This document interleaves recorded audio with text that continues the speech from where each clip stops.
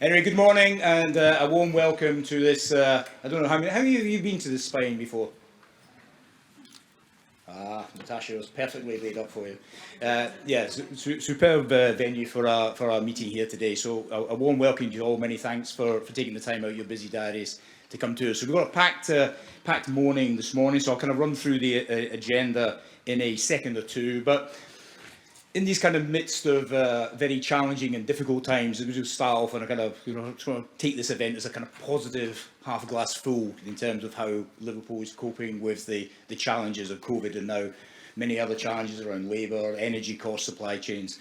But from an ML perspective, we've been quite keen to ensure that we got the show on the road as quickly as we possibly could to make sure that we weren't hanging back in terms of getting our message back out there. So the team has been at Confex and meeting show for convention side, and James and his team was down a British Travel Trade Fair recently as well. And the good thing from that is that we've generated a lot of business partners have generated business off that, and we've got a lot of inquiries as well. So I think it's really important. We felt that we needed to be on the move as quickly as possible, albeit with the circumstances still challenging. And I think in addition to that, we've been really pleased with the work that Joe's been doing on the PR. So which I think demonstrates, we know that the market for us over the last little while has been all domestic. We've missed European, we've missed international visitors badly, but we've done immensely well in that domestic market, and we want to retain that domestic market going forward. But I think it sort of signifies the interest in Liverpool that, we've had USA Today here, we've had, the French TF1 here as well in terms of coverage, we've had National Geographic here, we've had Lonely Planet here, in terms of wanting to do articles on this city. So I think that is really positive in terms of the fact that it shows that there is an appetite. And I know from the work that's gone on around some of our travel trade activity, there is a pent-up desire from European and international tour operators to want to come to Liverpool next year if circumstances allow. So hopefully, if we can retain that domestic market and we can build on that European and international market, then hopefully, fingers crossed and everything else crossed, in 22 we can look forward to welcoming some of those back. And of course, Liverpool had some great success on the events and on the awards last week. We had Condé Nast voting Liverpool, in the top three in the UK from Readers' Choices, just behind the two capital cities of London and Edinburgh. So, in a certain respect, that signifies, I think, I always think the things that where readers say about their experiences are always so much more powerful in many ways. So that was great. And then, of course, we had even better news at the MIT Awards on Friday, where ACC won Best Convention Centre in the UK, and the Convention Bureau here at ML won silver in there. We say that now because Glasgow are buggers, even though I come from Glasgow. Yeah, they've won it 14 years on the trot, so I can't. There's something going on there anyway. So now we're just going to basically start saying we're the best of England now because we beat London. So we're now going to say that's what we are, the best in England Convention Bureau. And forget the national stuff. Yeah. So there's some good stuff starting to happen in that space. But for today, our kind of agenda today is busy. We've got a busy agenda. So in a minute or two, I'm going to introduce Natasha, give you a bit more about what this beautiful building is all about. Then, if the technology and everything works, which Adrian assures me will, we'll beam in Kate Nicholls, the Chief Exec of UKHospitality. Kate has been absolutely superb on the national front, supporting and leading the charge for the importance of hospitality. So it'll be good to hear from Kate about some of the challenges and opportunities she sees, and they're particularly coming off the back of the two party conferences. And then delighted that, because you couldn't expect me to have a meeting here without having another Scotsman speaking on the panel. Yeah, so delighted that Scott MacLean joined us today. Managing Director of Green Tourism. This is a really important subject for us now in terms of, especially with COP26 coming up. Coming up in Glasgow, with the whole agenda around sustainability really gathering pace as a destination. We need to be at that pace. Then really great that we've got Pete here from the Growth platform, because Pete's been working very hard to ensure that we have continuation of funding and support for this sector going forward into 22-23. We know commercially it's going to be tough for people, so it's really important that we align as much public sector support as we possibly can. So Pete will be talking a bit about that. And then, last but not least, a little in conversation with Bill, Natalie, and Janina, talking a bit about what it's like on the ground. So we're going to go from the national level down to the local level, yeah. And hopefully during that time, particularly when Kate's on, hopefully I might get If you want to ask Kate a question or two, let me know. Here, the acoustics and mics are brilliant here, so the mics are actually in the floor, so in the roof, I should say. So if you've got a question, you don't need to have a handhold in that respect, but I'll try and see if we can do that, see how the timing goes to that. So, without any further ado, let me introduce Natasha Allen, who's the head of commercial events here at RCP. Tell us a bit about this beautiful building here. Natasha. We'll give her a round of applause.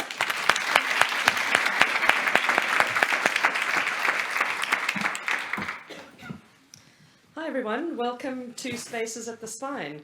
So I think a lot of people thought we were absolutely insane to launch a venue at the end of as we were emerging out of a pandemic. But, you know, a bit of good news goes a long way, and we thought, why not? We've been watching this building emerge slowly over the last 5 years, and we were really welcomed very warmly by everyone in Liverpool, and Marketing Liverpool particularly, who's really been helping us sort of immerse ourselves into the Liverpool scene. So we really look forward to welcoming you all and working with you all. If there's anything we can do to help or support, please do get in touch with us.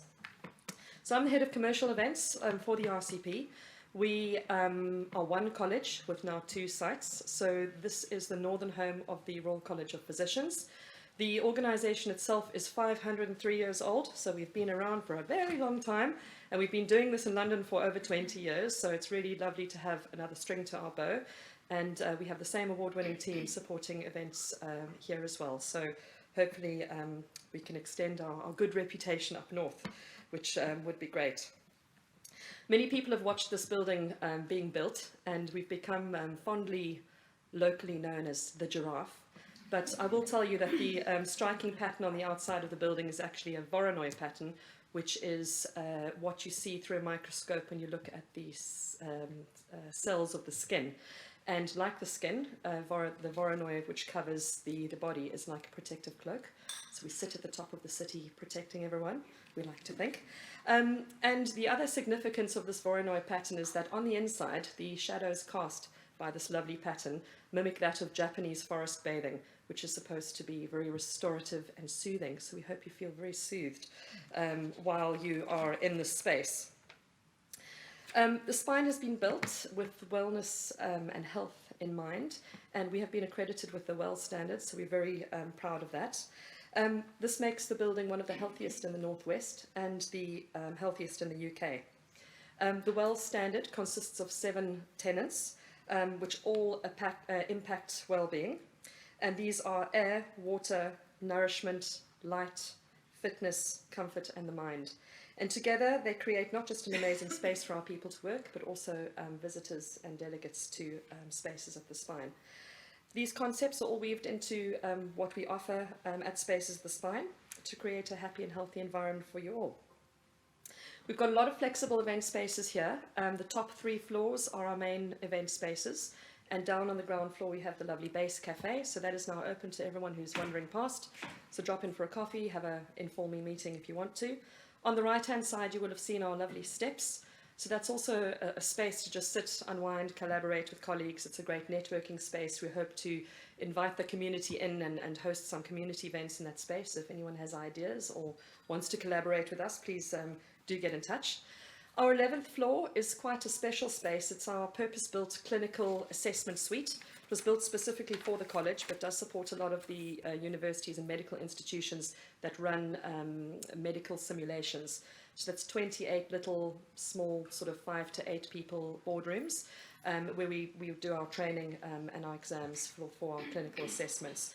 It's also great for interviews. So if you've got a huge panel of interviews you want to run, there's 28 little rooms to do that. They're all connected via microphones and screens as well, so quite a useful space. If anyone wants to film a hospital, it's a great little area to do that as well. And then floor 12, which is the floor directly beneath us. If you looked over the balustrade here, you can see it's a beautiful double height sort of atrium space with high oxygen producing biophilic plants. So it's a really nice space at the top of the building and quite a surprise. We have 8 flexible meeting rooms on that level, and that includes a Harvard-style lecture theatre, which is a small little tiered sort of U-shaped auditorium that seats 50.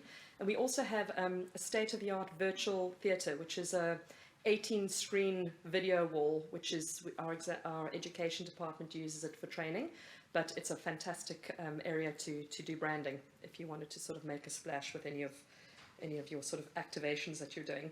And of course, we're up on the top floor. So we've got spaces 1 and 2. This is our biggest space here. We see 300 for an event, or 184 for dinner. And you will have arrived to our destination dining space, which is the Axis. So we are not sure what that's going to be yet, but the possibilities are endless. We're just getting started. But that space is available as well for evening dining, receptions, etc., etc.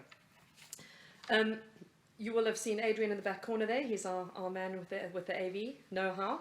So we have next generation technology in all of our spaces. We can connect all these screens to anywhere in the building over the 3 floors. And we also support virtual and hybrid events. We have post-production and editing services and studio productions we can also manage here. So we take that expertise from our London site and we've transferred it in here. So we're really pleased to kind of be full service. We'd love to hear from you all. We've left a couple of brochures around. Our website is spacesatthespine.co.uk. Please follow us on social media so you can find out what we're up to.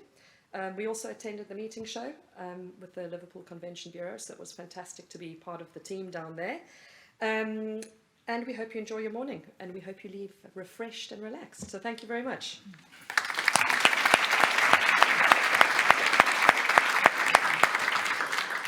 Thanks very much to Natasha, and yeah, a great addition. I'm sure you'll agree to the city's portfolio here at the Spine. Yeah. Right. Okay. So let's crack on. So can we bring in Kate? Good morning, Kate. Hello. How are you? Very good, Kate. Very good. Yeah. So there's a lot of bated breath waiting for you here, Kate. So it's delighted that you can join us this morning. And many of you will know Kate as the Chief Executive UKHospitality. You know, done a magnificent job in terms of leading the sector and keeping the sector at the forefront of government thinking over a long period of time since the pandemic started. So it's a great opportunity, Kate, I think, Bobby, for you to kind of give an overview of how you see the sector at the moment. You know, you've been to the 2 recent political conferences as well.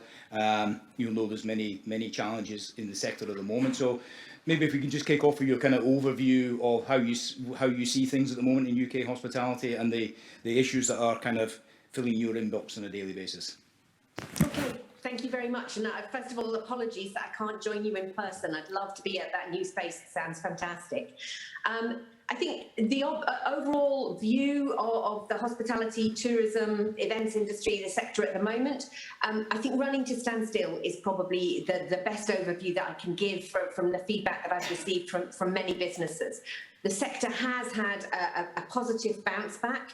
We've currently got 95% of venues open and trading. They're trading at about 80% of 2019 levels and have been over the course of the summer. Obviously, it's come off the top now. But there is a considerable lag in major towns, city centres. The cities are at about 60 to 70% recovery, depending on the city and town. London and the major metropolitan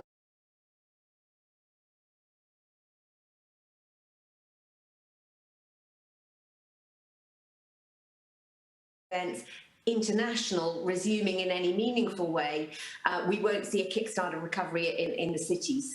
So I think although we've had positive start, there's much more that needs to be done to get that moving further forward. And obviously the challenges that we've had on reopening that were unexpected, different from last year when we reopened quite successfully in the summer. That has been an anchor, a drag on growth in particular. So there's been a cooling effect on consumer confidence, so critical for that long-term time lag when you're booking in major events, major conferences and international, because of the government's announcements around step 4, the autumn and winter plan, the potential for vaccine certificates, the flag that we might be back to working from home. That's had a cooling effect on that longer-term business planning. And then secondly, acute labour shortages. I think everybody knew we were going to go back into a tight labour market at some point in time, but actually the labour market much tighter at the point of reopening than anybody had anticipated. So across hospitality as a whole, you've got a vacancy rate of 10%. Within the food supply chain and the broader supply chain, you've got 1 in 8 workers not present in that supply chain. So hospitality, events, tourism, leisure hit by a double whammy, whereby not only do we have insufficient staff to be able to operate at full capacity within our own venues, we also have insufficient staff within the supply chain to make sure that we are receiving the goods. So across the whole of the sector, about 1 in 5 goods from laundry, food, drink, everything not being supplied into the sector and impacting on the ability to deliver those major events, and businesses running at very tight labour to be able to deliver major events. And you could see that, the pressure that was being felt by the sector when party conferences were in Manchester last week and Brighton the week before. You could see the fact that you had insufficient staff to be able to run those events in the way that people would have wanted to run them. And also the staff that we did have, not at a high level, very entry level, still being trained up on the job, as it were. So all of that means that although the industry is open, we are still trading at about 80%. We are still trading with revenues suppressed back down to about break-even levels. And it's quite clear that there are big challenges that will come ahead. So a couple of then moving on to the more positive side of things that's coming out politically that might help us overcome that.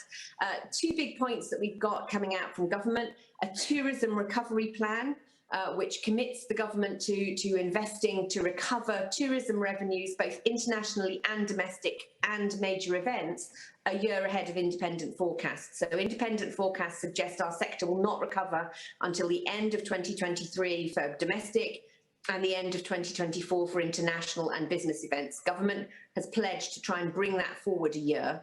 And secondly, we've got the hospitality strategy and a new hospitality sector council looking at the measures that will be needed to build recovery, resilience, which I think is the key message and the key metric coming out of all the discussions I've had, and allow a renaissance in the sector. So those are the sort of parameters that the government has committed to. We're waiting to see what CSR comes back out with, the comprehensive spending review and autumn budget, to look at how the businesses can be helped to deliver that. But it's quite clear that our sector is going to need help in 3 specific areas in order to be able to navigate that and achieve that recovery a year ahead of target. First of all, we are going to need to have a measure to address the labour market disparities and shortages that we've got. That is a big challenge with the government. There are so many red lines around, but it's quite clear that our recovery will be dependent upon being able to get access to the labour we need to be able to deliver and fulfil the demand. And there's still quite a big question mark over a lot of that international demand, while there's such high profile discussions in the media about the challenges of getting labour to service it. Secondly, that resilience piece, our businesses are coming out with a very high level of debt, and that is only going to get worse as we get towards the cliff edge of next April, when business rates are supposed to kick in at the full rate again and the VAT rate returns. So we are going to need to have measures to build back resilience in the sector. Again, international comparisons with other cities and major cities who are competing with us, they had grants, not loans, and so their level of debt coming out is nowhere near as great, and their ability to invest in marketing substantially greater. So again, we need to make sure that we can have, coming out of government, a clear core set of funding for DMOs to be able to market their cities and market UK PLC, to be able to build back that global market and to attract the international audiences. We are already 6 to 9 months behind competitors like New York, who were in market in April, spending $30 million on their marketing campaigns to attract major events and tourism back to their city. And the whole Visit Britain budget that we've got for marketing at the moment is no bigger than the state of Pennsylvania. So there's that element to drive demand and to make sure that we are competitive internationally.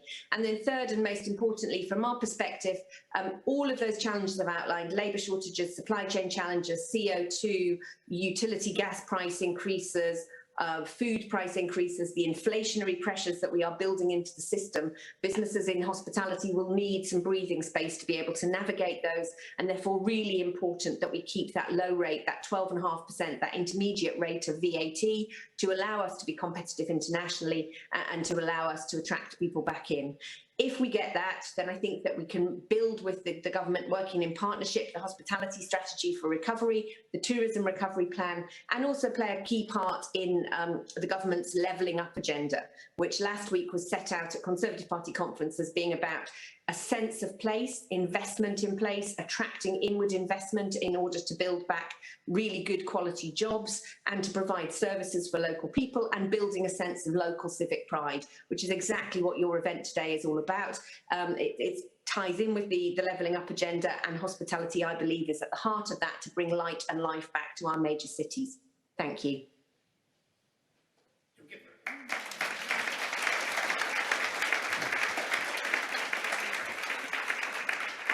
Thanks very much, Kate. I'm going to see if I can get, if anybody wants to kind of raise any questions off the back of that, and then we'll see if we can, if this all works in a technical world.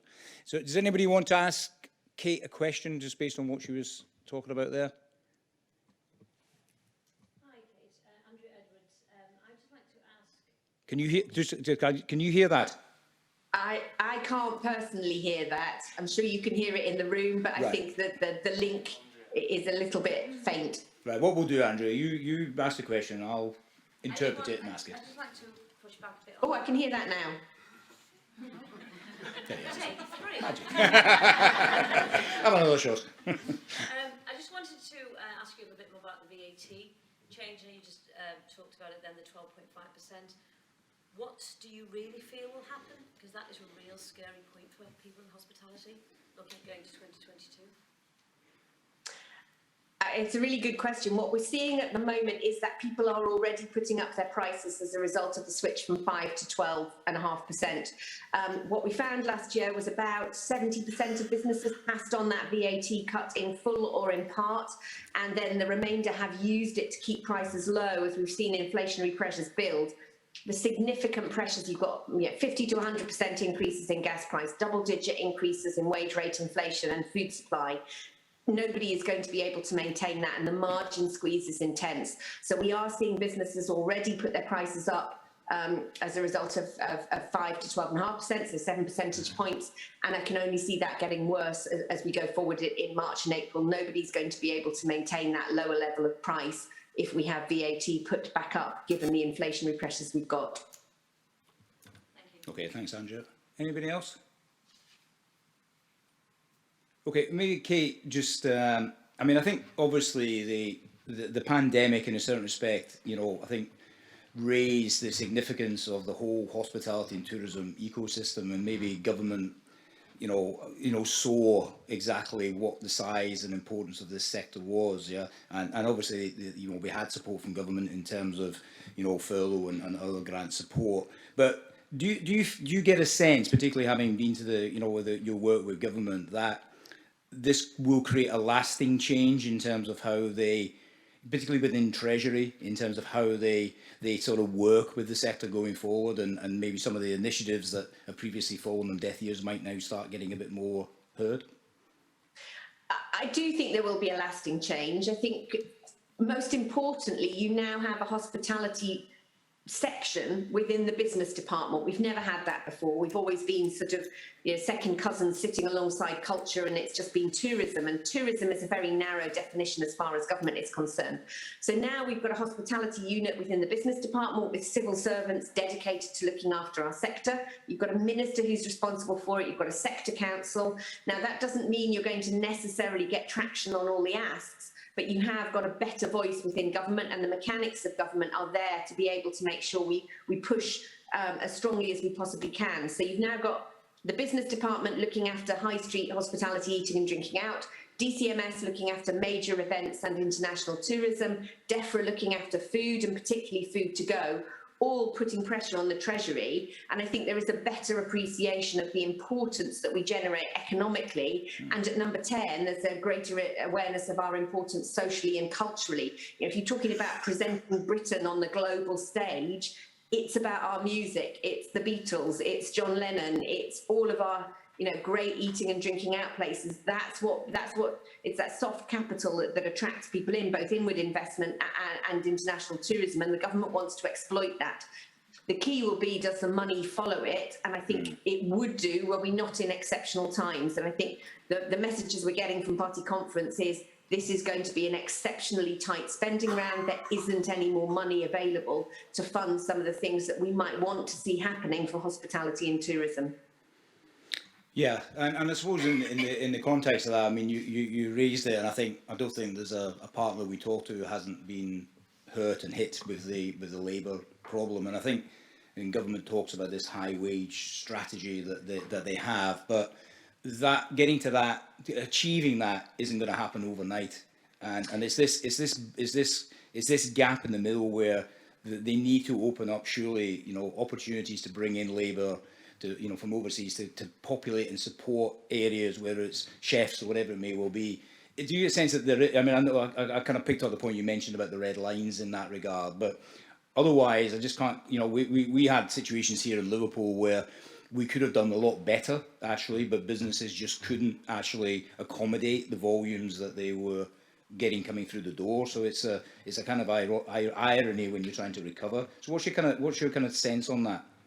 I think it is the cruelest of ironies that just at the point we've got that demand, we can't meet it because we don't have access to labour. And I did take the opportunity to point that out every single time a Conservative politician spoke to me at Manchester and said how long they'd had to wait for a drink, or why there were insufficient staff to manage coffee points and things like that. Well, it's a labour shortage. I get no sense that there is any willingness at all to move on the immigration point and free it up. I think it's an impossible circle that the government has given business to square.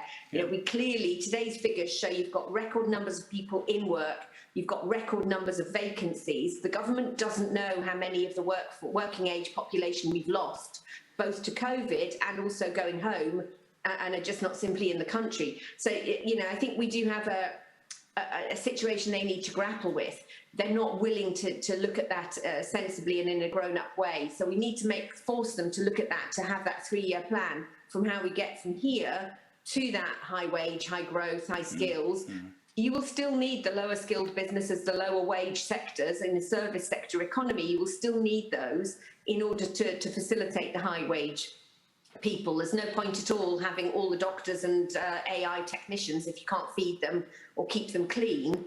So they will have to balance that. And obviously the tension there is you can invest in improvements to technology, you can have a smaller number of high-paid jobs, but you are going to sacrifice the volume of fair-paid jobs in our sector. And I don't think ministers have got their head around that conundrum yet. But the red lines are inked in at the moment, and there's no flexibility at all. And the more we push on the immigration point as the answer, the more entrenched that position is getting. So we need to find a creative way to go around it. Okay, we shall take that way into our creative minds and see what we can come up with, Kate. Right, just before I finish with Kate, does anybody want to ask anything of Kate before we let her go?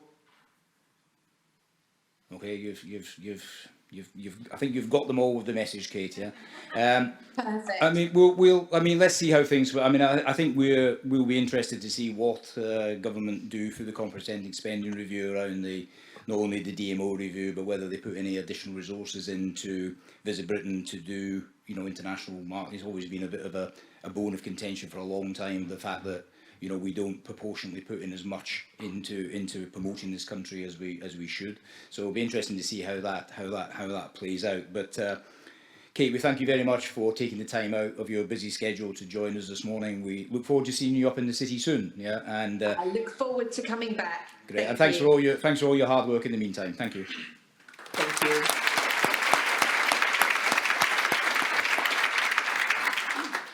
Okay, so I think Kate, encapsulated a lot of the challenges I'm sure that you all have in many ways, and unfortunately, none of these have got easy black and white answers, and those challenges are coming thick and fast. And if it's not COVID, it's energy costs. It's not energy, it's labour. If it's not that, it's supply chain. So I think it's a question of how we get through this period and hopefully get to some period of settling down. But I think encouraging that Kate is pushing a lot of those agendas, and maybe government are starting to listen to some of those challenges.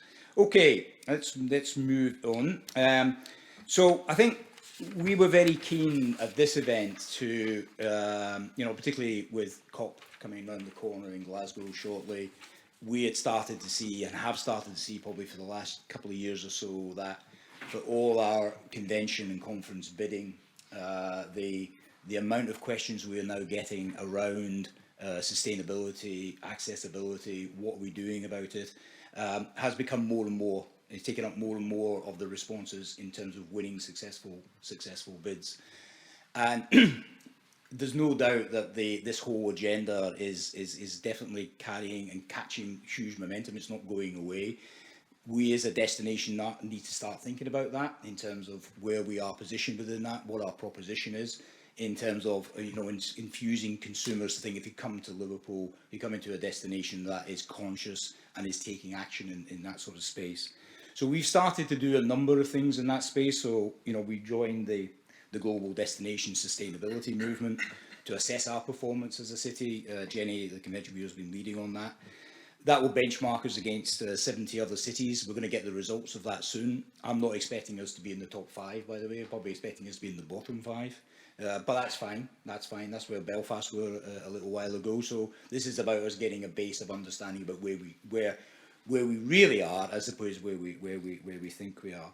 And we're also doing some work with European cities on this as well, who are far ahead of us on this sort of agenda. So we were delighted to have the opportunity to welcome Scott today, from the Managing Director of Green Tourism, to talk about the work that they're doing in this space, and to start this continuous conversation, recognising and understanding amongst the myriad of different challenges that businesses have. This is another one.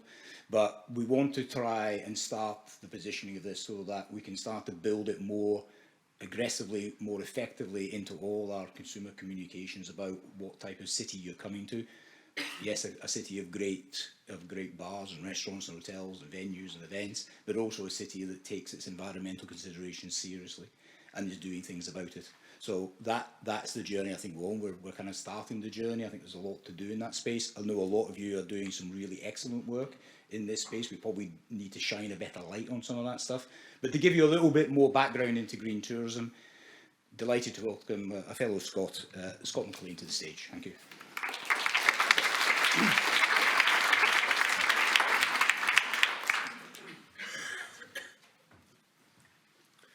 So, hello everyone. I think it's important to say before we go any further, one of the things I'd really like to do today is to lay out for you how we've been looking at the challenges which the industry is facing and has faced over the last 18 months, and how we reposition our support to really support you through that journey, and very much within that context.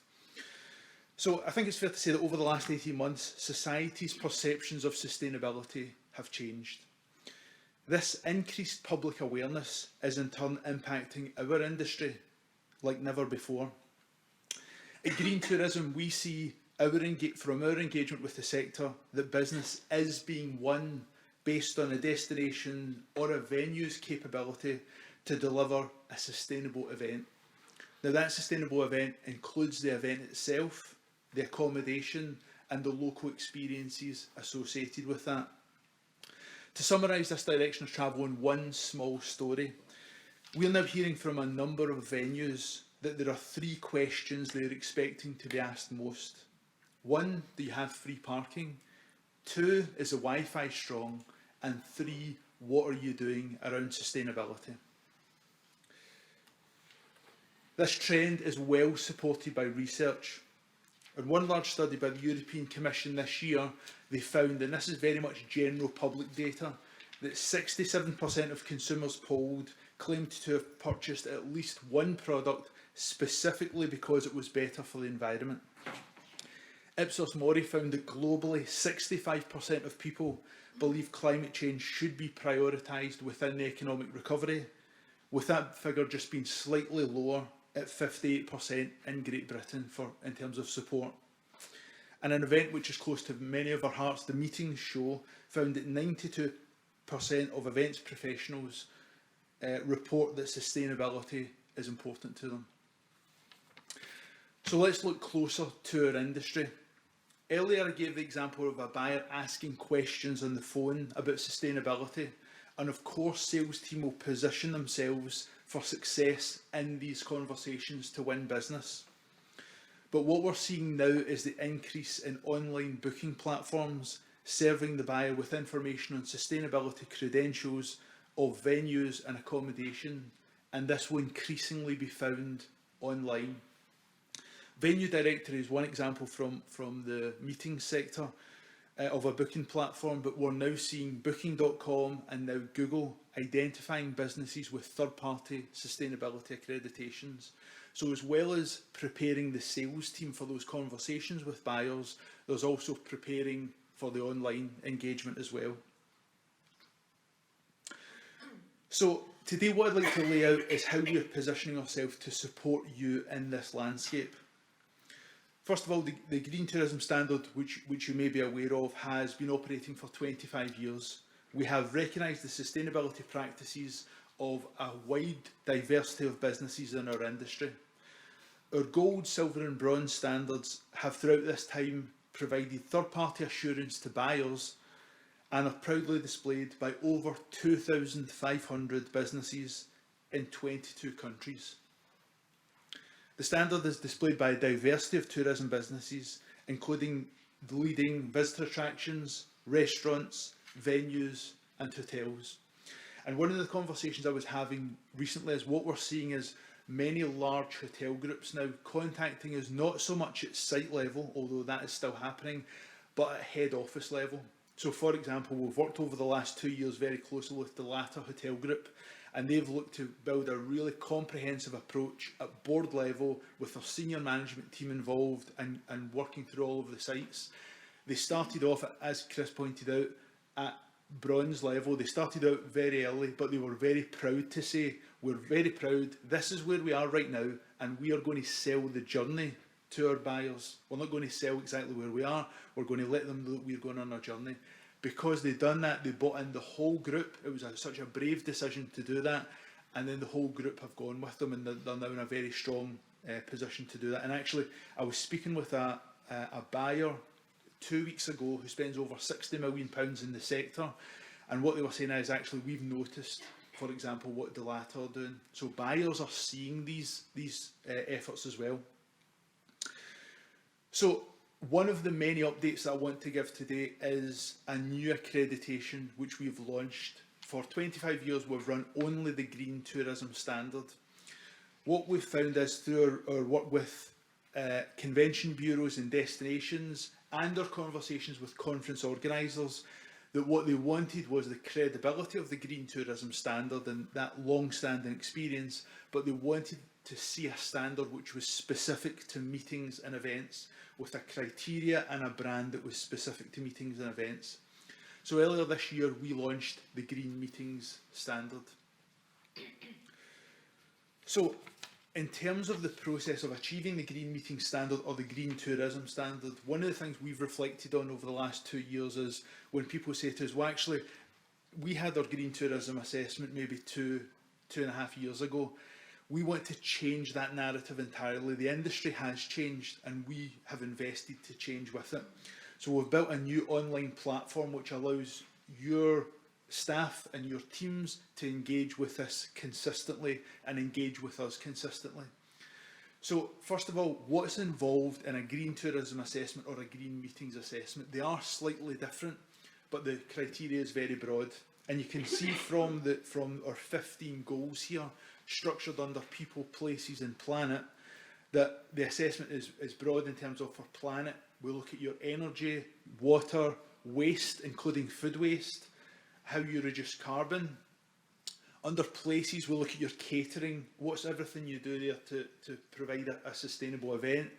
We'll look at how you promote low carbon transport, whether that's through your website or can you provide incentives to encourage low carbon transport.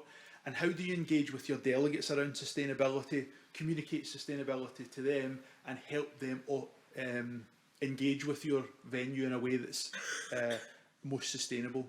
And also, how do you bring all this to life? So under people, how do you communicate what you're doing? How do you raise awareness? And how do you engage with the local community that you operate within? So essentially, our assessment is based off 70 criteria in which that assessment takes place. It's housed in each of these goals. So, how would you engage with the platform? Well, this is what you would do to prepare for your assessment now and then engage with the green tourism over the long term. First of all, there's the interactive dashboard which you can go on. You can see all the criteria very clearly there. Now is the time for us to demystify sustainability. Everyone in your organisation must understand exactly what we're speaking about. So, for example, you can work through each of these goals at your own pace, and anyone in your business, whether it's someone working on night shift or at any other time, can work on this portal. Once you click on the goal, you'll see the criteria point. Now, this criteria point is each criteria point explains the background, and it also is aligned with the UN Sustainable Development Goals. So when your sales team are speaking with buyers, they can speak coherently about your alignment with the UN SDGs. And then after you've worked through the whole portal, you can then submit for assessment. And it's at that point that the assessor will go through the verification process. They'll review the evidence that you've provided within the portal, they'll adjust the scores, and then they'll conduct a call or an on-site visit with you to collect your evidence and provide a gold, silver or bronze award. So what's the support we're providing? Because we're very aware that it might be new members of your team who are engaging in sustainability. You want to move on that quickly and you don't have a lot of time. So at each criteria point, we've now taken all of our resources that we previously had online, and we've catalogued them alongside our criteria. So if someone is picking this up for the very first time, they can go to the criteria point and learn more about it to understand that area.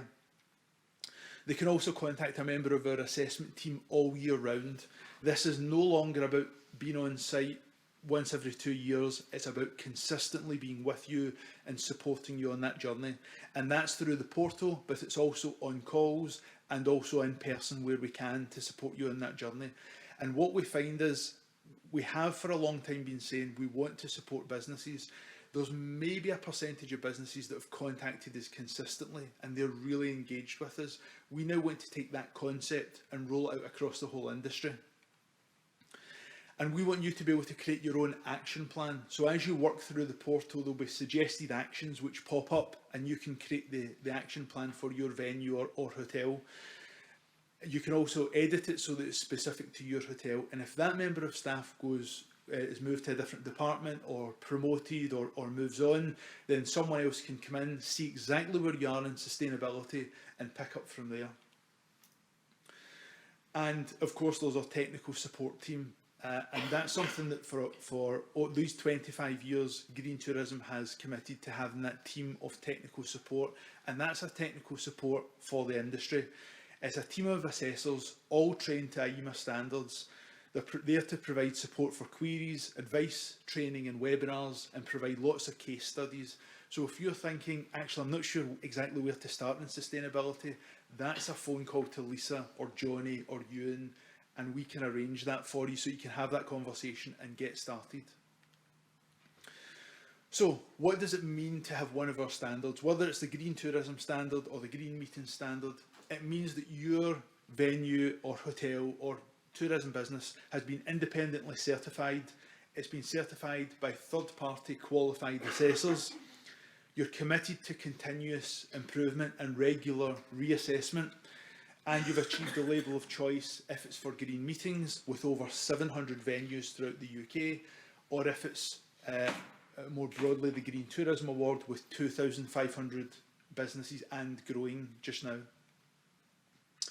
And in terms of fees, one of the things we've looked at is our fee structure. Fees are currently annually between £150 and £650, depending on the size of your business. And that's typically the number of rooms, or if you're a venue, slightly different metrics are used to do that.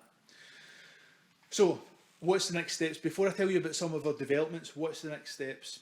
If you're interested in green meetings or green tourism, you can just check out the website and complete the online application form. We've tried to make our process as slick as possible. If you're a current green tourism client and you want to have the green meeting standard, there's an assessor review that will take place, and then the green meeting standard will be awarded. If you're new to green tourism or green meetings, you can simply, after payment, there's a pre-assessment checklist that we provide. Essentially, that's a document with all the criteria and helpful information, so that you can then go around all of your departments and you can do that bit of an audit yourself. Where are we right now? What exactly do we mean by sustainability? After that, you'll have access to the Green Check portal where you can populate all your information for your storage in future. There'll be an assessment and your award will be confirmed at that point. So, as you would have seen from the criteria, it's a broad criteria and it's based on your practices. Another thing that we've seen across the industry is conversations around, well, actually, when we're having a conversation with buyers, we want to be able to articulate, we want to be able to quantify, this is our carbon footprint, this is our carbon per overnight, this is our carbon per delegate. So we've developed a new green tourism tracker, which is going to be available at the start of 2022. It's aligned with HCMI, which those who are deep involved in carbon measurement will give a great deal of confidence. And it allows you to report on your carbon per bed night, per delegate and per metre squared. It allows you to produce carbon for individual meetings and events. So when you're having that sales call or the post call with a client, you can give that information. It's user-friendly and interactive, and importantly, we've spent a lot of time engaging with buyers over the last few months, and one of the things that we've been hearing is, well, that's great to have a tracker, but that's really dependent on what information's put into that. So what we've decided to do is, not checking up on everyone, but we've decided to say, actually, we're going to look at all the bills of your venue or your hotel, and we'll be able to provide you with a certificate from a third party to say this data is accurate. So when you're on the phone with your buyer, you can say, actually, you can have full confidence that is our carbon footprint. So what else are we doing just now? And this has very much come from conversations with buyers. Is buyers were saying to us, actually, I see the gold, silver or bronze award, that's great, and that gives us some confidence. But what we would like to do is, we're having conversations with these venues and hotels. We want to be able to see quickly what they are doing. So we would like Green Tourism to create either a page on the Green Tourism website or a certificate for each business, which demonstrates each of these goals and specifically what the venue has scored, and then detail what they're doing that's very strong. So for example, if I as a buyer am on the phone with a venue and they're saying, well, we're zero waste to landfill, we've LED lights throughout and all these practices in place, I want to know that that's been checked by a third party. So that this is one of our next developments. And importantly for the city, I think through conversations with Jenny and Chris, one of the things that the city have been very keen on is, actually, we need to provide businesses across the city with practical support on an ongoing basis.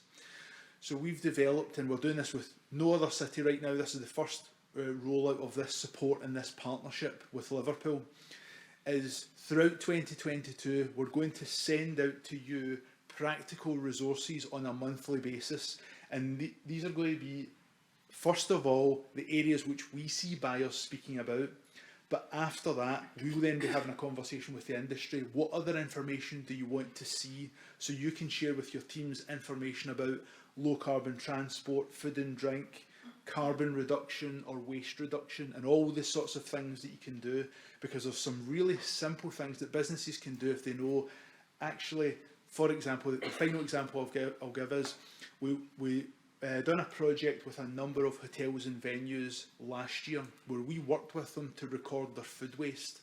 And there was, first of all, actually that seems really intensive. And after they were recording their food waste, they kept doing that. And what we've seen from the data was food waste was reduced by 33% on average across all of the businesses which took part, simply by recording their food waste, because they identified a whole range of ways to do that. So there's all these sorts of simple ways that we can support, and this is the first step we're looking to make with yourselves in the city. So my details are on the screen. Please don't hesitate to get in contact, whether you'd like a call, a Zoom call, or just to chat things through. And thank you so much for your time. I really look forward to working with the city. Thank you.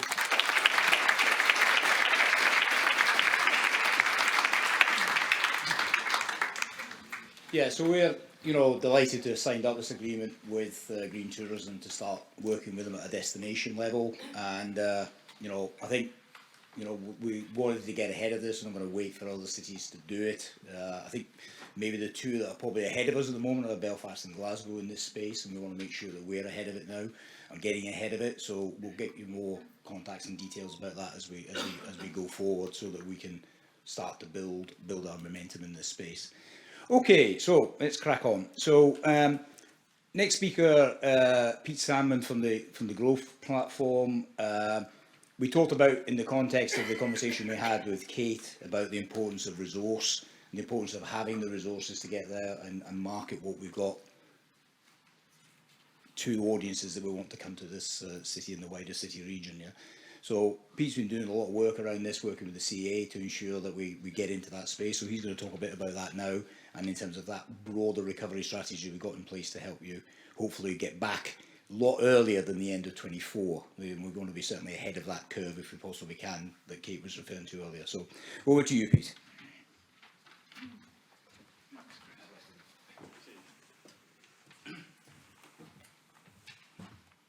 Hi everyone. God, this is blinking weird actually. I've spent the last 2 years staring at laptops and Zoom meetings to see faces, real faces in front of me. It's quite, it's quite overwhelming actually, I have to say. So I haven't done this for 2 years, so bear with me. It might all go horribly wrong. Let's see where we end up. So I think the first thing I wanted to do was just, because Carolyn's here from a colleague who runs the Tourism Awards, she'll kill me if I don't mention it. We're actually reinstating a real live Tourism Awards in March 2022. And we've done a lot of work to get to that point, or rather Carolyn, excuse me, has to get to that point. And we've got essentially closing dates for the category sponsors on the 5th of November this year. So we'd be really, really good if we had like a bumper kind of, if you like, raft of applications coming in for that. So if you can speak to Carolyn afterwards, we'll give you all the details on it. But we'll be held at Anglican Cathedral, all being well. And hopefully we'll see you all there in March. Great, isn't it, to start off with a frog in your throat when you're just about to make the first presentation in 2 years. So, okay, what I'm going to try and do is just take you through, I suppose, where we are in that sense from the perspective of what's happened to the sector over the last couple of years, where we are and just trying to help build back and put some investments in place and dealing with the kind of strategic issues or structural issues that we've got in front of us. Because, you know, my world has been obviously this for the last 7 years since I started at Growth Platform, and we've always kind of been just fighting for getting money for marketing or money for business events, whereas now actually it's two sides. We've got to fight for investments in business supports and guidance. We've got to fight even harder for investments in skills. So it's a double-pronged really attack now. So working in collaboration with Chris and his team and the other tourist leads across the city region, this is essentially what we've come up with. So what can I say? Thanks ever so much. Thanks, Suzanne. I'll just have a swig of my water and then we'll be all right soon. Oh, that's great. Fantastic. Even a bit of gin in that as well, I think. Okay. And I've got this screen in front of me down here, so I'll be looking that way. So what I always show this screen because it's really important for us, because this is what we worked towards in 2019, £4.7 billion worth of investments in visitor spend, 9,000 plus SMEs operating in the sector. And we employed 57,000 people in the sector, which is something to be proud of when we think from where we came from this time kind of 15, 20 years ago, which is where my journey started in the visitor economy. What I think has happened is that this perception that VE was kind of job done has been there, and Chris has said this loads of times to me. I think the reality of what's just happened over the course of the last kind of 18 months or so is that actually, this is really important foundation sector for the city region in terms of it, employing people, it generating GVA, it also generating, kind of business rates that pay local authorities to do things, sustaining investor confidence, and also all the kind of businesses that operate in the supply chain. So when you go from that to what's happened there in terms of the kind of the reduction because of COVID, in terms of economic impact, in terms of the employment numbers that have gone down, the footfall to our attractions, etc., you can see how that kind of essentially just cut this economy in half. And the challenge we've got essentially is to build it back to where it was, and then help it grow again and help it adjust.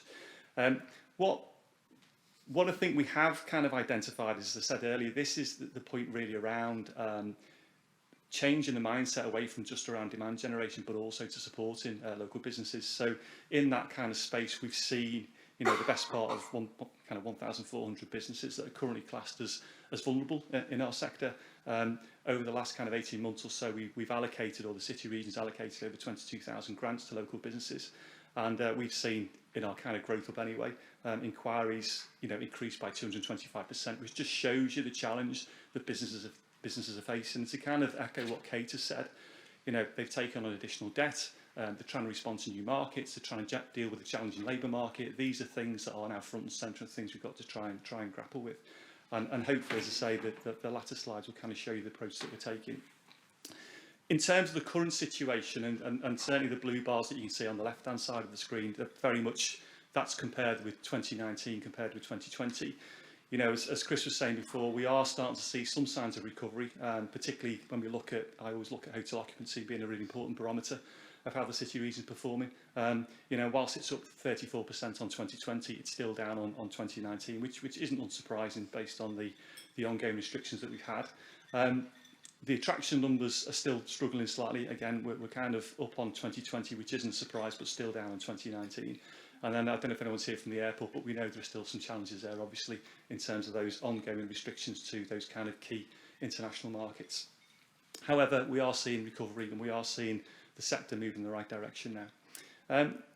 I think the other element we just wanted to pick up was looking at that in context, but just saying, so where are the opportunities going to lie? And I think Kate said it, Chris has said it, there will be this ongoing dependency on domestic markets for, I think, probably the next 12 to 18 months, that's for sure. Certainly the staycation markets. We recognise that within that, you know, the business visits market particularly is going to continue to under-index as people aren't coming for corporate meetings, and people are still, well, shall we say, conference numbers are still down just because of the challenges around people actually wanting to travel and stay in hotels, etc., particularly from international countries, I should say. And then kind of looking into that further, I think, is the international markets, where while 65%, as it says on the slide, are considering international leisure travel, only 12 to 21% would visit the UK. This is coming from Visit Britain. So there is this kind of challenge that we've got around when those international markets are going to come back to us. When you think about, I think the UK at the moment is probably the fourth highest in terms of infection rates. We can't kind of pin our hopes, I think, on those international markets coming back. However, they will take longer to recover, but we've obviously got to be prepared to try and win them back. And then the final piece, the destination type. I think what we're seeing from Visit Britain is obviously confidence in cities and large towns is returning. I think probably 6 months ago or so, it was probably more towards rural locations. However, that is certainly on the change now, which is helpful. And then certainly the Northwest is the second most popular English destination, as we can see it. I think that's probably based on the kind of combination between ourselves and the likes of the Northwest and Cumbria, particularly having that kind of rural opportunity. Sorry, this isn't going well. Right, okay, so moving on then. Opportunities and the aims and objectives of what we're trying to achieve with the recovery strategy. We've done a lot of work really around just trying to understand the interventions we need to put into place with regards to trying to help the sector win back, essentially win back its demand. So essentially we're looking at kind of three elements to focus on here, which is essentially the short-term recovery strategy, which we recognise we've got to put in place, because clearly there's supply and demand drivers that we need to put in place here. And essentially, we're looking at, God, I'm sorry, I've just completely lost my flow on this one here. I apologise. So let's get me a glass of water and I'll try and start again. So there's a short-term recovery strategy, which we're looking at trying to attract funding and capitalise on the partnerships to try and help us build back. The next element of this is trying to focus on demand, but as well as supporting the supply side. And then the final elements here really are looking at enhancing the visibility and connectivity of the region's key assets, particularly when we know we put investments in the kind of key towns, such as Southport, Halton and Wirral. And this is very much around trying to develop the investor confidence in that sense. And then a couple of other ones here, which I won't go through in detail, but obviously there's this other point really around the city region's DMOs. From my perspective and Chris's perspective, you know, we're commercially driven organisations. We've had a lot of that investment taken away from us over the last 2 years or so. However, we still need to try and exist, because essentially we kind of try to operate as the glue that really pulls these various funding streams and strategic pieces together. And obviously without that, then the city region becomes less competitive.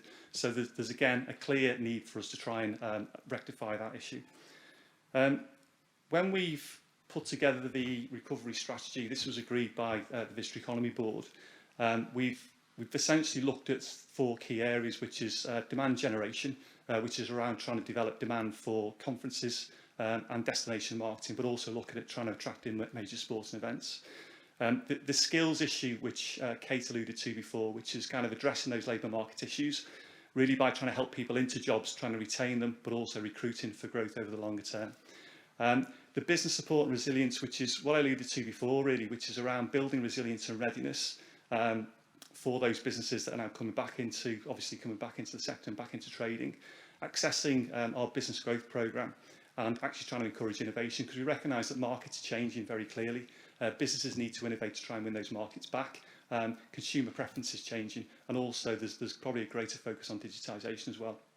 And the final element, the fourth element of this, was really trying to build in these resilient structures. As I said before, there's such a challenge with regards to DMOs, such as ourselves and such as Chris and Marketing Southport, Marketing Liverpool and Marketing Southport, that we have to think strategically now around how we're going to generate funding. Either that's going to come through a DMO review, which governments have undertaken, and we've got the recommendations through, or it's going to come through us developing a new funding model within the city region. So essentially the recovery strategy is fit into those kind of four areas, and it tries to blend supply side interventions with demand side interventions. Change the slide. There we go. Right. So what I wanted to do is just try and give you a little bit of an idea around how we're progressing against those priorities. So from this perspective, what we've tried to do is look at trying to access we call it the SIF. It's essentially the Strategic Investment Fund, which is run by the Combined Authority. And what that is intended to do is to try and help us leverage funding in the first instance for things like destination marketing, business events. And so far, we've managed to generate the best part of around about £6.3 million, which will go into that programme of activity that will last up until March 2024. And we're also looking to try and develop further interventions to try and sort out and try and increase investment into sport events. Recognising that these are potential opportunities going to be generated by Sport England. They're going to need some funding to allow us to bid into those. They're really key critical for generating midweek occupancy and sustaining that year-round demand. So again, there's another element there that we feel it's important to develop, and a new sports strategy for the city and city region is something that will be progressed as part of the recovery plan. Now, in terms of what we have achieved, I think, in that space, that we've now secured, I think it's £3.2 million for a destination marketing project, which will run till March 2024. What that does is that looks at destination marketing to leisure markets and business markets. In terms of short haul, in the kind of longer terms, as I said before, but immediately those domestic markets. It will also look at route development through Liverpool John Lennon Airport, and also developing probably our investment really in the destination websites as well, which will primarily be Visit Liverpool, Visit Southport and Visit Wirral. And then with regards to the destination, essentially the Business Events Board, which is the conference intervention we've put in place, that really is around conference subvention to try and bring back conferences to ACCL. They might be smaller because of obviously the reduced delegate numbers, but that programme is up and running. We've established a board to do that, to run that conference. Sorry, we established a board to run that project, and at the moment we've managed to secure around about 11 conferences with that investment to date, and that will continue through till March 2023. And then the final element to this, and what we've tried to do with the funding, is to look at the SIF investment, that 6.3 million, as a public and a private sector fund that allows us to transition to something different. Because really, we can't be expecting the public sector will fund will make this level of revenue investments over the forthcoming years, certainly after the next 3 years anyway. So what we're currently working to do as part of the business events project is to look at developing a full business case around an accommodation bid. We've obviously got a culture and commerce bid, we've got a retail bid. This will be putting in place an accommodation bid, and it will be piloted in Liverpool, with potentially then extended out to the wider city region. At the moment, we're looking to develop a full business case, so we've got the consultants on board to do that piece of work. We're developing that in conjunction with the partners you can see on the right-hand side of the screen. And we're expecting that full business case will be presented to the sector towards the end of February 2022. The logic is that once that takes hold and actually starts to generate a level of income, that will then go into the long-term sustainable funding for the kind of, as I said before, for conference marketing, for leisure marketing, etc., etc. Okay, next slide. So in terms of business support and skills, what we have done is looked very clearly at how we map the various business support programmes that are currently available to businesses within the city region. What we had found out when we did this, there was through the strategy, there was quite a bit of business support services that actually weren't available to VE businesses just because they didn't fit the eligibility criteria, particularly the EU-funded programmes. So what we've managed to do now is to broaden that programme so that it kind of picks up B2C businesses, because they were primarily focused on B2B. What we've also done is start to do more targeted comms through visitliverpool.biz to actually simplify the funding landscape for VE businesses to access that business support. And we've also got a dedicated point of contact, a business development manager, who will act as that kind of point of contact for any businesses trying to seek business support through the EU programmes or through the business growth programme. And I think the final element to this was recognise that we've got to kind of look forward with regards to business support. And we've got to start to work with the CA to shape business support programmes. We've started to do a piece of work around sector analysis. Apologies, you can't see that in detail, that kind of chart at the bottom right-hand side of the screen. But that was really to help us start to map and understand the sector a bit more clearly in terms of its characteristics, i.e. business stage, start-up, young businesses within the sector, those businesses that are potential high growth and ambitious, those businesses that are currently on business support programmes, those businesses that are vulnerable, and also trying to understand turnover jobs and the types of companies operating in the sector. The logic of that is it just helps us then to start to tailor more effectively those business support programmes to meet need, because clearly, as I said earlier, the market is changing, the needs of those businesses are going to change, and we've got to ensure either through government or through the CAs that we're tailoring and developing those bespoke support programmes to work alongside those businesses. So in terms of skills, it's just really challenging skills, I think, to be honest with you. It's always been quite a complex landscape, but what we've tried to do with regards to supporting businesses and try and deal with some of the things that are in our control. Clearly, we can't control things like the immigration issues.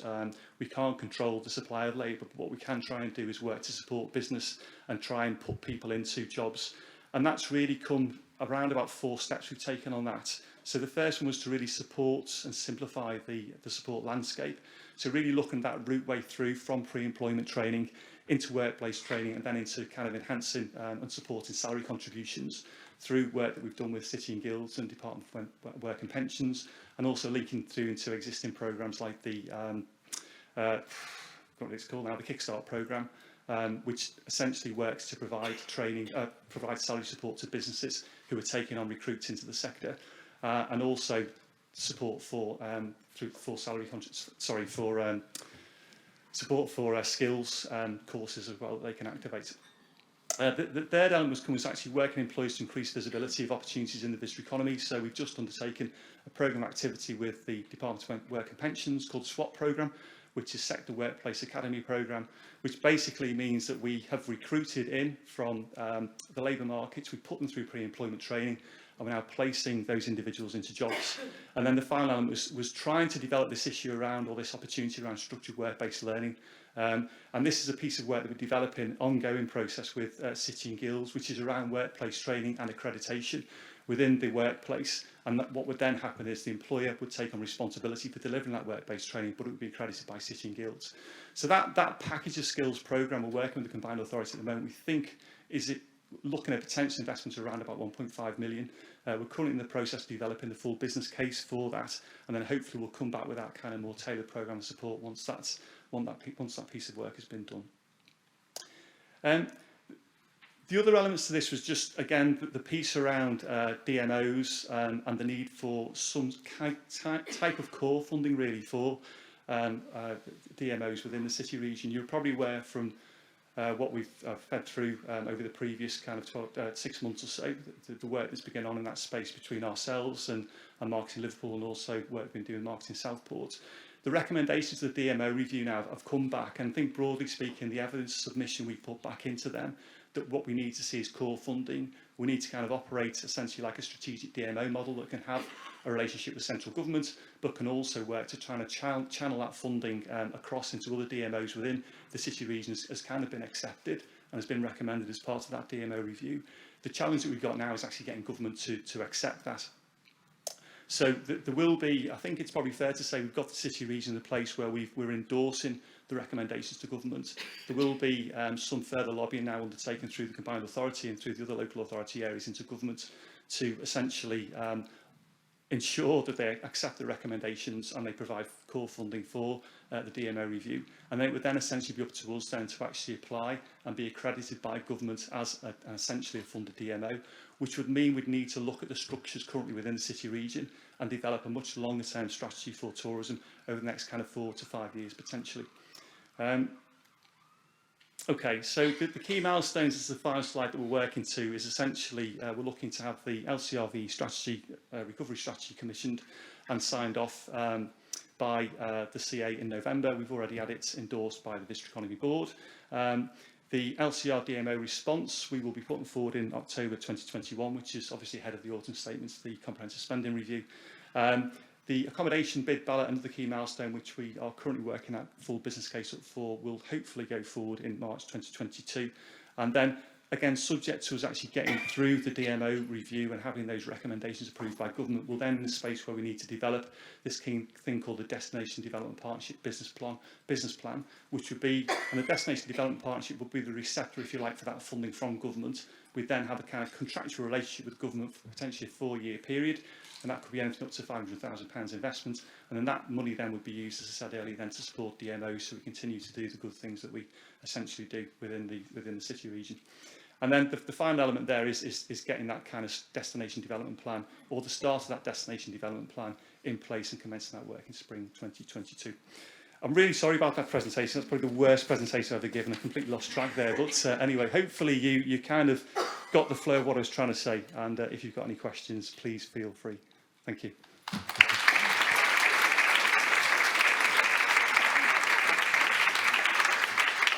Okay, so hopefully that gives you a kind of sense of what we've been working at behind the scenes in terms of providing continued and kind of dedicated support here that we can connect into national level as well, and give you some sense that there are plans and strategies afoot there to make sure that we have the resources to make sure we can take the destination forward.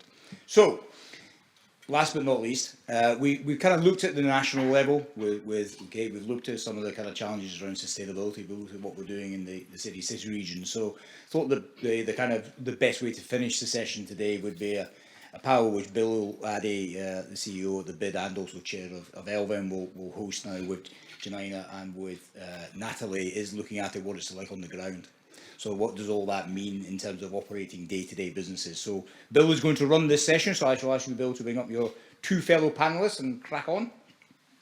Thanks for that, Chris, and good morning to everybody. We're still in morning, aren't we? Yeah, great to be here with you, and great, as everybody else has said, to be here in person. So if I can invite Janina and Natalie to come and join me on the stage. And to take our seats. So it's an opportunity for a conversation really with the two. We've heard from a national perspective what's happening in this, across the country. We've also heard some local initiatives and what's happening across the city region. But let's actually talk about what it means for those people at the, actually on the shop floor, as we say. You're the people who are running businesses here in the city, across the city region. We've been through 18 months of pandemic. What's the recovery been like? And so if I can just come to you first of all, Natalie. Natalie, your business, Leaf, we all know it's an excellent business, an independent business. You're the co-founder and co-owner of it. It's a family business. You've had great success, we know, up until the pandemic. You'd expanded into the Wirral, expanded across the city centre and indeed down the East Lancs Road. Yeah. We're not going to talk about the pandemic because we all know we've been through it. What about recovery? How's it been for you?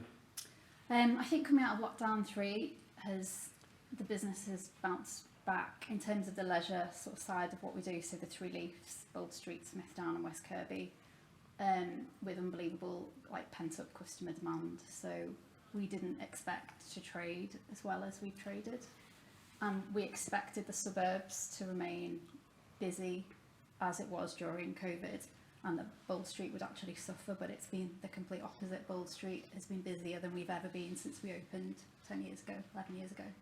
I think that's partly to do with the outside seating, the animation of the city, but I think in general Liverpool feels electric, it feels energetic.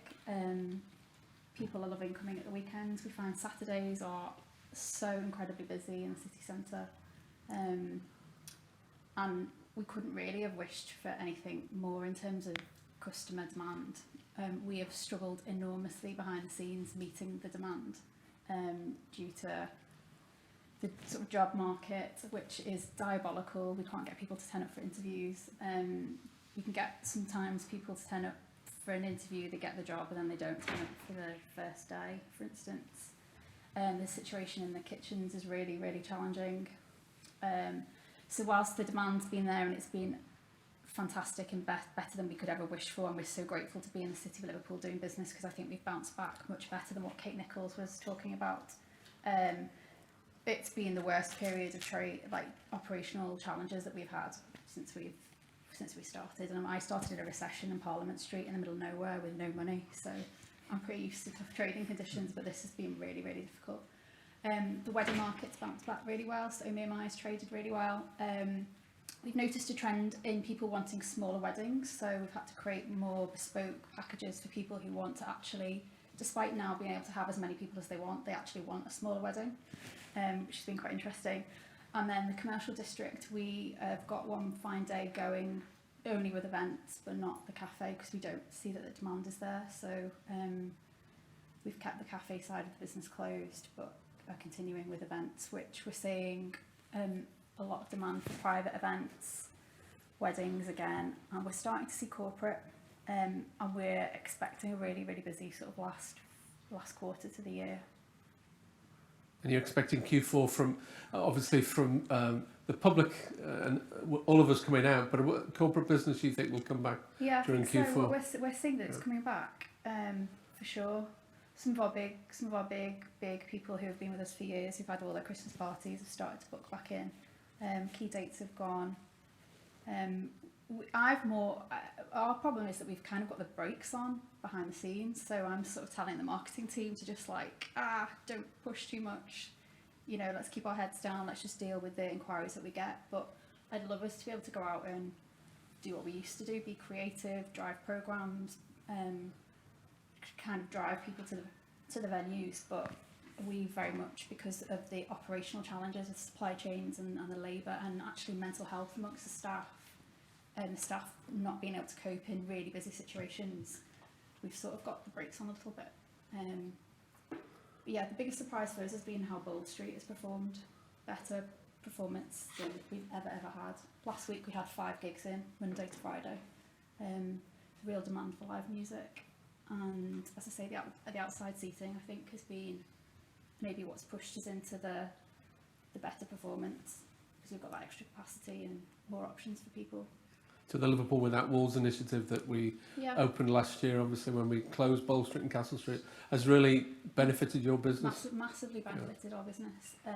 But my feeling is that like what I see on in the city centre, and it's certainly at the weekend, is the domestic, whether it's the staycation market or whether it's just Scousers and people that live here wanting to go out and be around people, is that it's just buoyant and energetic, and I can't relate to some of what she said there about how cities are down at 50 or 60%. I don't see that.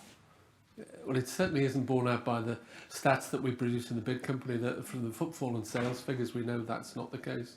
So perhaps that's the Liverpool bounce back is better than other comparable cities. I think so. But some of those other things that Kate talked about, that sort of perfect storm of costs, staff, VAT coming back on, the inability to get supply, fuel costs, food costs, they're impacting you, aren't they? And we had that conversation before about how you're looking at an initiative to help bring staff in. Yeah, so we've found ourselves basically getting up every day, just doing the same thing with the same poor results, which is that we don't recruit anyone, we can't get anyone to turn up to an interview.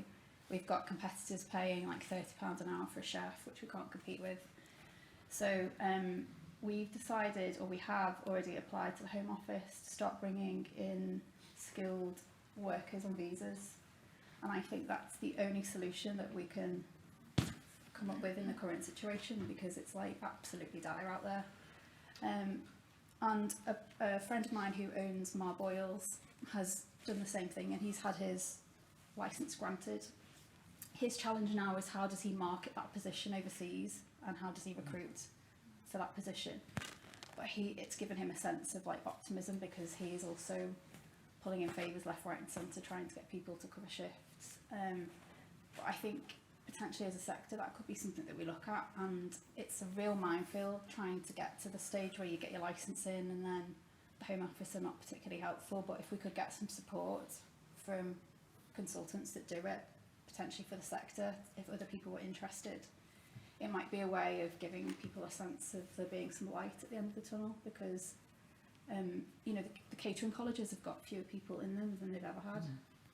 And it's almost like every member of staff, whether they work in sort of admin, bookkeeping, kitchen, front of house, post-COVID, have just like literally thrown their lives upside down and just decided to do something completely different.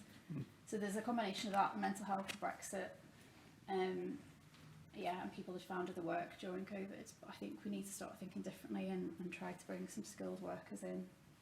So if we're going to benefit from the recovery, which clearly we are going to as a city, Pete's talked about the plans within the Visitor Economy Board about recovery and the visitor economy strategy. What are the key things that you would like us to do that will help you? Oh gosh.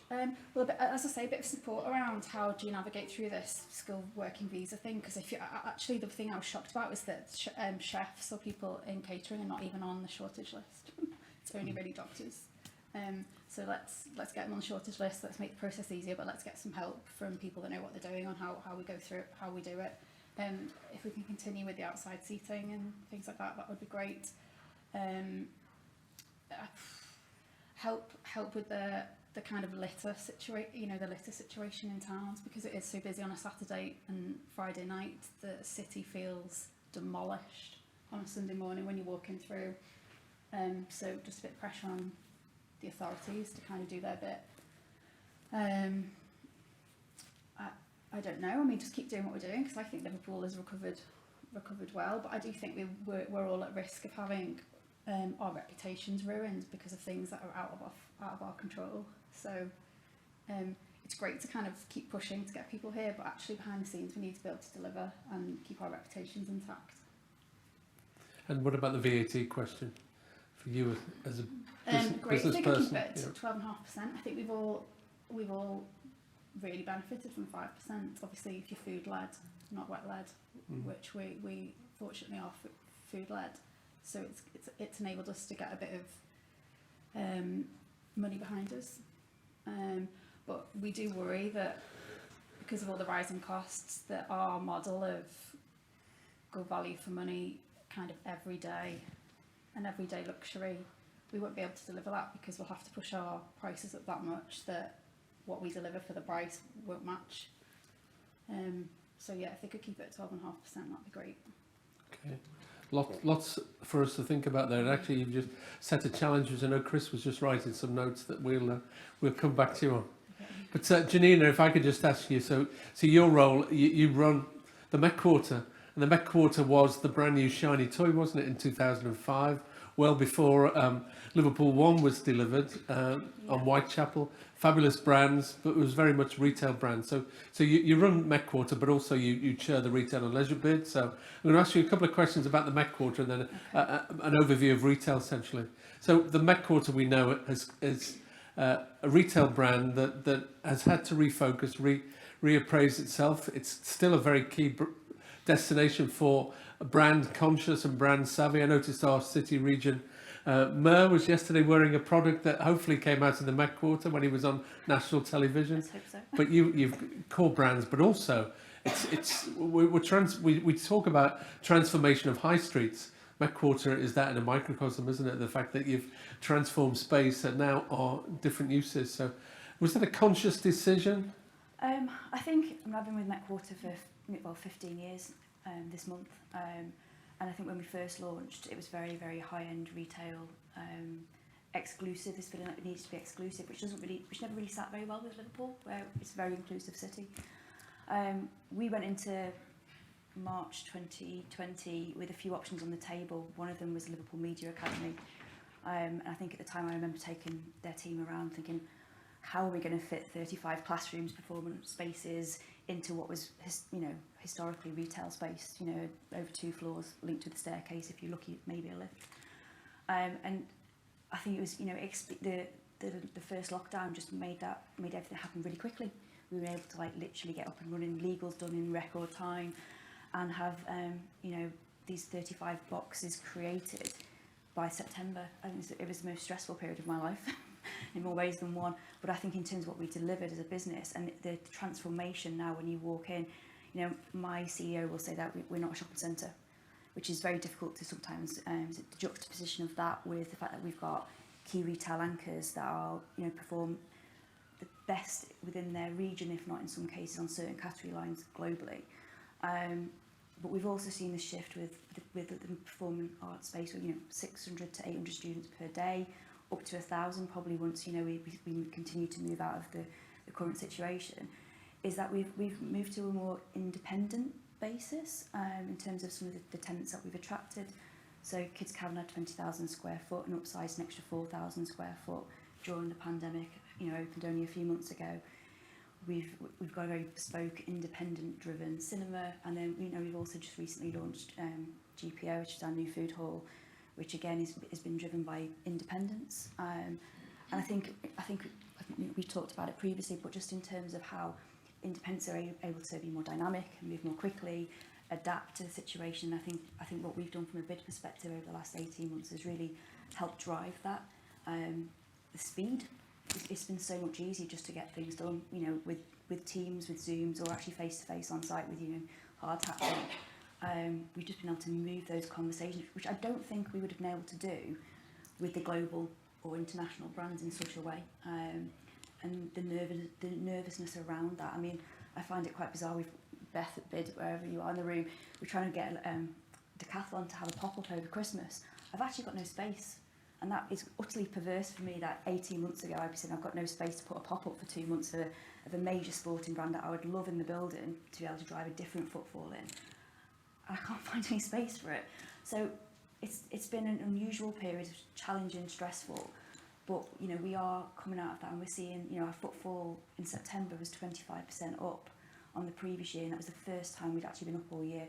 But it was a combination of having the students back in the building in decent numbers, having fresh content with James Bond in Everyman Cinema, and I actually came on the Friday after it launched at a ridiculously early time of about 3:30, and it was packed. It was packed with a really wide demographic of people, their wine bottles and their burgers, and every cinema was packed for 2 whole weeks. They were fully booked, and I think that atmosphere when I came out at sort of 6 o'clock, and then I saw GPO, which was also buzzing. I mean, you talk about that kind of, it's a city that is buzzing when you come in. You park on a Saturday in town and you're on the top floor because everyone's got suitcases going into the Premier Inn or the Novotel, whatever it is they're going into. I think that domestic market has really opened up a whole new customer to us. I speak to the Hugo Boss manager and he'll say it's great. We've had all these people that didn't know we were here. They've just come up for the weekend and they're new to the brand, and they've seen them because they've happened to walk down Whitechapel. So I think for us, I don't want to get too carried away. There is still a nervousness, and we have the same challenges that you face in terms of staffing. We've had numerous retailers who've had loyal staff who've just gone, that's not for me anymore. I'm going to become an estate agent. They've moved from 25 years in retail and just don't want to do it anymore. So I think we need to invest in retail and F&B industry as actual careers. And we need to put more focus on that. We need to get into schools and start talking about that with young people who need inspiration and need guidance into what kind of what might open up. It's not just a part-time job. It can actually be a career. Ian Shettle said to me a few weeks ago, if he was starting all over again, he wouldn't have gone into the army. He'd have probably gone to McDonald's. It's because the career path is very set out. If you want to progress, you can go through all those challenges. I think that's what we need to get out talking to people about, because that recruitment will become an issue. We can't recruit security guards. We've got a very loyal team, but we can't get anyone to turn up for interview. And the calibre is really, really poor. So we need to invest in those areas. So talking about Q4 that's fast approaching us, in fact we're in it now, Yeah. What's your thoughts, what's your hopes? We are very optimistic. We're seeing retailers have prepared well. So I think they knew over the summer months where they pulled back on stock orders because the holiday industry and international travel just probably wasn't what it was. They weren't going to invest. But autumn winter has always been good in terms of retail, particularly because we see people will invest more in terms of that winter coat or their winter wardrobe. They're prepared to put a bit more into it.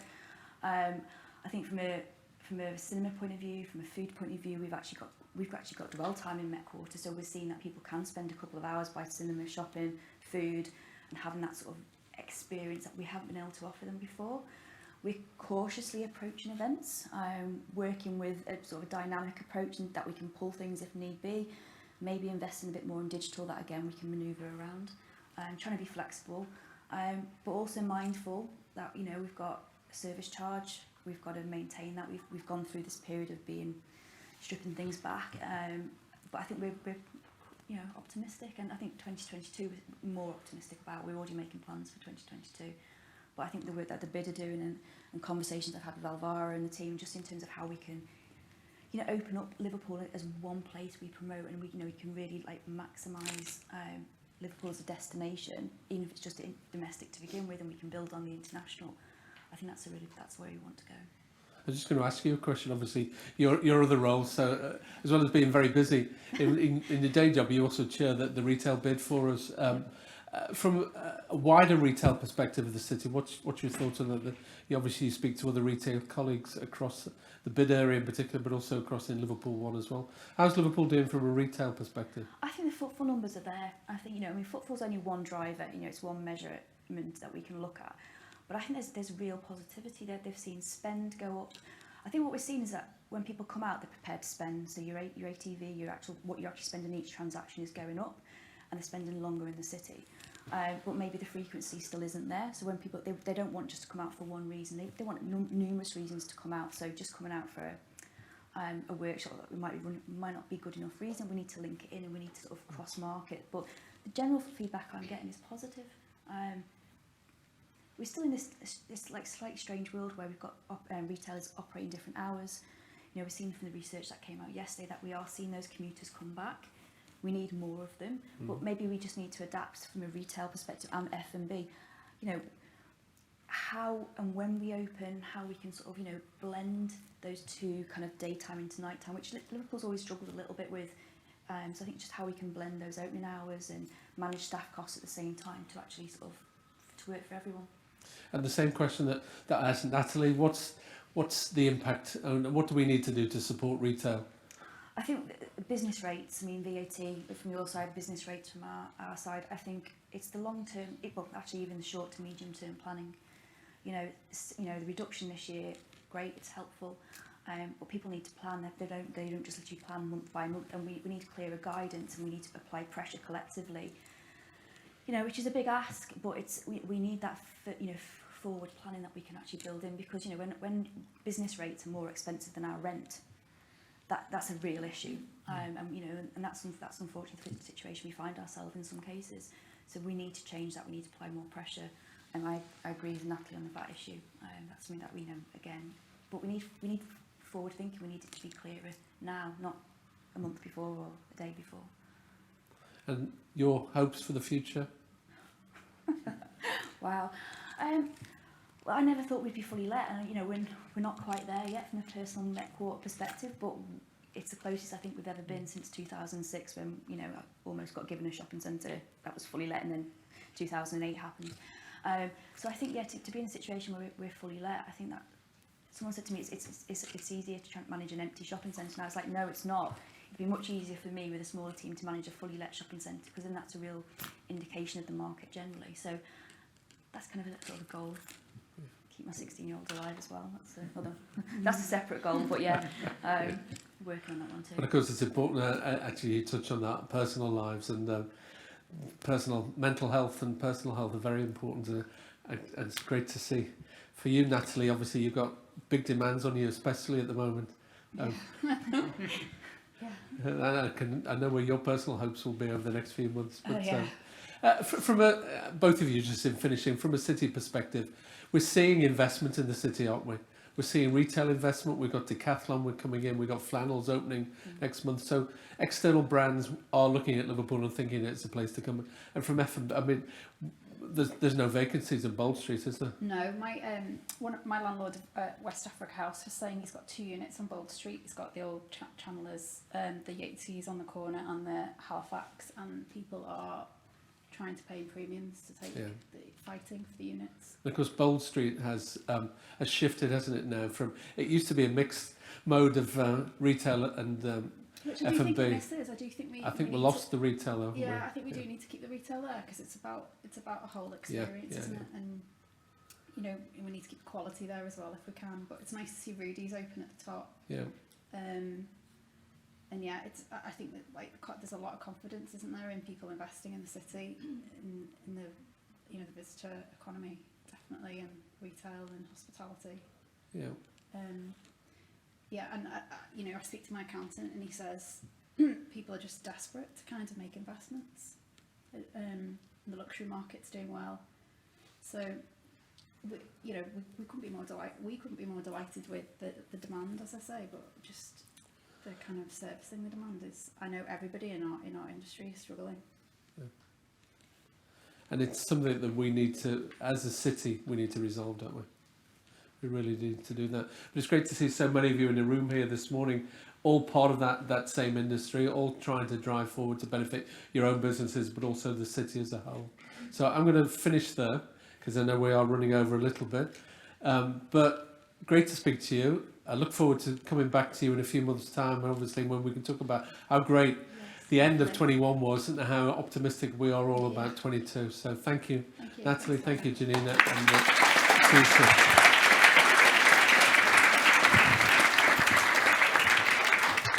Okay, right. We are at the end. Yeah. So just as a bit of just a summing up, just a few things for you to look forward to. May have seen this morning the launch River of Light, which was launched this morning. That, if you had the opportunity to go even when we were in sort of partial lockdown, will be brilliant. So another great reason to come into the city, and we will be kind of hard off the back of that. We'll be launching the Christmas campaign quite quickly off the back of that, with that kind of timing in around the 12th of November. And next year, when we do River of Light in 22, it'll be even more special, because we'll be combining it at exactly the same time as World Gymnastics is taking place in the city. So that's been a bit of a kind of goal of ours, to make sure that large-scale events are populated with large-scale cultural events at the same time, so that the 37,000 people we hope will come to World Gymnastics will be able to enjoy the event, but come out into the streets and enjoy something like River of Light. So that's kind of like going to be a big flagship for us next year. And Jen, who's leading on World Gymnastics for us, we'll be having a few conversations with you about World Gymnastics as we get into a year to go at the 29th of October, about what that means to the city, how you can get involved in it. Also, just so you're aware, you might be aware, may not be aware of this, on the 10th to the 12th of December, we will be hosting the last G7 presidency. UK has got the presidency of the G7 this year. This will be the last event. It will be held in Liverpool, which will be the foreign part of the G7. So we will have hopefully around 28 countries here, around 250 delegates, very high profile for us, of the 10th to the 12th of December. Unfortunately, all the venues at the moment are under NDAs and various contracts, but we think that will be, it's a really big event for the city, and a really high profile one for us. It won't mean quite the same as, if you remember, the one in Cornwall where they virtually shut down Cornwall. We won't be shut down because it's the middle of our festive season, so the last thing we'll be looking for is anything that's going to cause too much disruption, but it's a great event. And then, if you're a Doctor Who aficionado, that starts again at, I think, this weekend, but tune in very early on into that, because you'll see Liverpool appearing in the Doctor Who was filmed, certainly in the early episodes.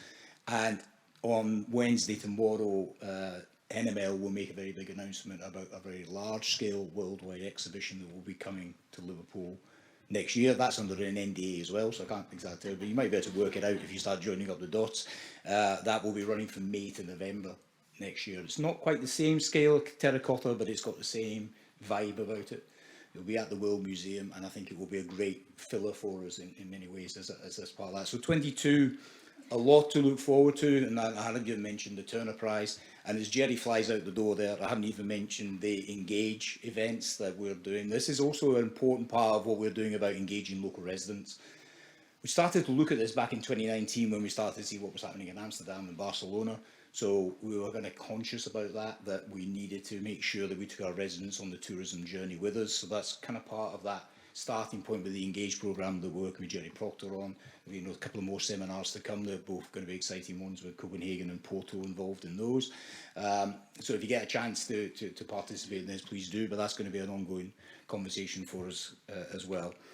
So that's about it. The final thing I should, of course, and you would never forgive me if I hadn't mentioned the fact that St Helens had won the Rugby League of the weekend. You wouldn't have forgiven that, Gary, would you, if I hadn't mentioned that? Yeah, but another great sporting success. And Rugby League World Cup, we would have been just about to start enjoying Rugby League World Cup if that had gone ahead. It will take place again next year, and hopefully there will be events at St Helens to support that as well. So another great event. So 22 beginning to shape. I hope you've kind of enjoyed today. I hope you've kind of learned something in terms of the context of the national and the local. I think Natalie did make a very good point there in the context of a national level. I think we are outperforming a number of, I think Liverpool is doing specifically well against a number of other cities, particularly against London. We should celebrate that against this backdrop of difficult and challenging times as we discussed today. But I hope you found the day helpful. I'd like to thank Adrian over in the corner there, because of course these things, as you know, IT-wise can be a nightmare if they don't work, but he's done a great job for us, and Natasha for hosting us here today. Scott, thanks for coming down to talk to us about green tourism. Pete for giving us the good news about some money's about. That's all good. And for Bill, I think that was a very useful summation at the end there about actually what it's like on the ground with Natalie and Janina. So, but most importantly, thanks very much for you giving up your time. I know it's very, very busy for you out there, so we really appreciate you giving your time to come today. We look forward to seeing you again. Come back to us, let us know any thoughts you have about today's event, anything you would like to see us looking at more in depth or for future events. Please let us know, we can shape them accordingly. But enjoy the rest of the day. Thanks for coming to the Spine, and let's hope you have a great last quarter. Thanks all.